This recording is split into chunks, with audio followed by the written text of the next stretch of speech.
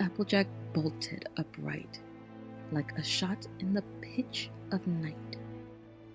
The blankets were sultry from sweat and clung like a leech's maw to her body as she shifted breathlessly to peer with unseeing eyes into the darkness of her bedroom.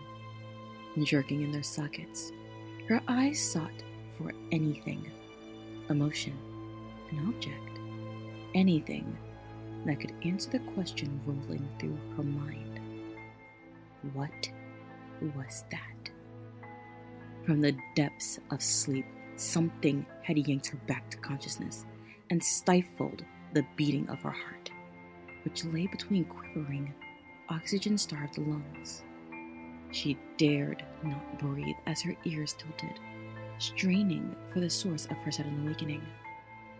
Moments passed like hours, and slowly her breathing hissed in the silence. The room gradually took a hazy, monochromatic color as her eyes adjusted to the slight light dripping through the curtains. It must have been a dream, just a nightmare she couldn't remember. Some locked away horror brought on from something she ate too close to bedtime, and she eased down into her pillows again. She adjusted the sweaty blankets, which lay cold against her, and was thankful that she could not remember whatever had given her such a fright. It felt as though her eyes carried sand within their lower lids, as the blackness of sleep crept across her senses, numbing them from the world. First, her sense of smell and taste ceased to take in the musk of the excess sweat. Then her sense of touch dulled to the wet blankets. Her sight, already hindered behind thick lids, accepted the oppressive dark. Nearly removed from reality, her ears pitched in a final effort to register her surroundings. Gingerly, her ears recoiled and settled to rest as the veil of sleep hung about her like a curse. Ow! The voice, thick with accent, labored, liquidy like a pneumonia sputter, and distant. It was imperceivable and was a pinprick to the nearly extinguished pony. Applejack! Anyone? Please help me! The mare's ears jerked, and her senses blared, taking in everything all at once while her heart pounded rapidly in her breast. Fully awake, Applejack leapt from her bed and staggered on her hooves. From what distance had the voice come? Whose was it? She couldn't be certain, but she knew it had come from outside. So she cantered down the stairs quickly and erupted from the front door of her home, senses alive and pinging in all directions from a strangely familiar voice. I'm drowning! Wait! And the voice was cut by a sickening gurgle and sputter. The deep wheezing gas signified the owner had taken a large amount of water into their airway. From the river came the sudden deafening river, and Applejack galloped away from her home under the curtain of night and into the forest nearby. Trees seemed to appear out of nowhere, as if they were suddenly sprouting before her, and she struggled not to crash into them. An unsettling chill slithered like wet tongues across her body from the unseen fog enveloping her. She was guided more by knowledge of her property than her still adjusting vision, despite a half-moon ghostly glowing above. It seemed as though the forest resisted the light and dismayed rationality. Had this always been the case? Applejack questioned herself. Was the forest always this dark at night? Pushing away such thoughts, the pony rushed deeper into the woods and towards the frenzied rush of the river. Now she thought she could hear a frenzied splashing amidst the white noise of the flowing river and hoped to not hear them quiet suddenly. Her legs ached and her heart winced in fear between rapid hammerings, and the distance to the river seemed unnaturally far. She had been to it many times in her life and knew every twist and turn it took. It always seemed strange that it was running so hard to drown out all other natural nighttime sounds.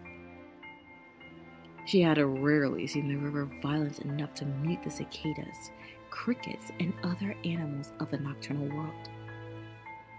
She reprimanded herself for puzzling over such things when some pony was in danger. Help! I can't breathe! I'm being hold under! Help! The voice called again, and Applejack almost recognized it this time.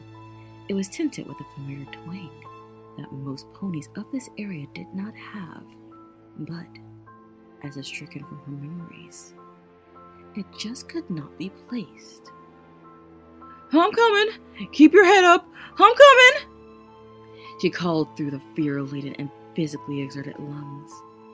The voice had been close, and she expected to burst into view of the owner at any moment, struggling against the rapid current.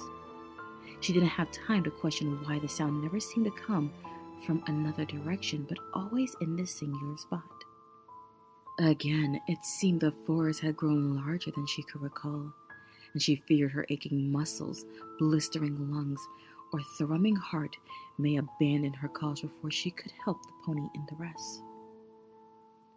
She could feel saliva on her cheeks from gasping for air, open-mouthed, and the chill of the night was more like streamers of ice.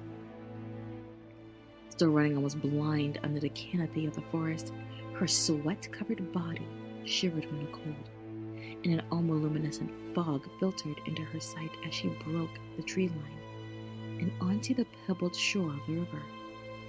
She stood fervently, trying to catch her breath through cold and flaming lungs, eyes scouring wildly at the oddly calm body of water lazily flowing before her. What in tarnation? Applejack's mind could not comprehend what was happening. The rushing noise of the river was replaced by the mundane sounds of the nighttime forest. How could this be when she had heard the thunderous roar just moments before? Still, her eyes tore across the river's black glass surface, and she could find nothing. She stood shivering from the biting cold of the night. On her sweat-drenched body, she confusingly stepped into the water, despite the gilded torment it splayed across her flesh.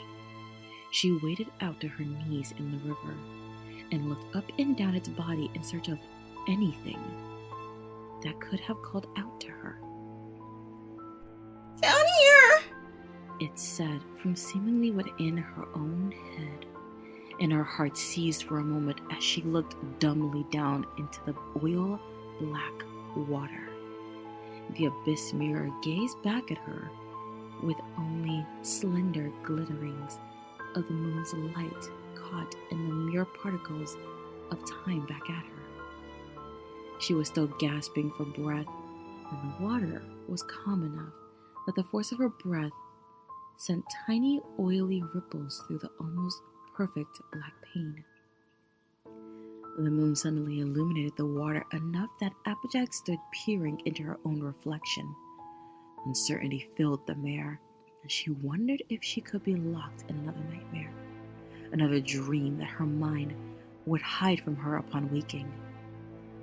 She could see the curve of her neck, the orange of her coat, the straw blonde of her mane reflected on the surface. The green of her eyes caught her attention. Somehow they seemed off, more pastel and less bright. It was, she shuddered to think, as if they were dead. She frowned in confusion and closed her eyes tightly, feeling the warm, salty water of her tear ducts rinsing the emerald orbs. She opened them again to find the reflection had changed remarkably. The reflection now stood imperfect, scowling back at her with a twisted grin. Pallid, sickly flesh hung in strands from her face and revealed desiccated strips of rotting muscle or brown-stained bone. The dead eyes almost glowed their sickly frosted green, and they laid unblinking in black, sopping sockets. The reflection grinned a ghastly, desecrated smile, and chunks of his face began to break off and rise up towards Applejack. The mirror of water rippled as the hunks of decrepit meat broke the plane and obscured the reflection. You're so sweet. Thank you for saving me. Applejack screamed and tried to turn to escape the icy grip of the water. The cold tongues which previously danced upon her hide froze her in place, it seemed, and she could not jerk her body free. Again she screamed, as terror rent her body and mind. The water was garbled and sputtered sickeningly.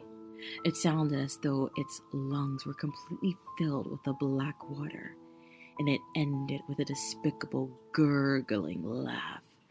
Applejack began to sink, being swallowed by the water which she knew should only be knee-deep. She yanked at her legs as the water licked up the edges of her belly.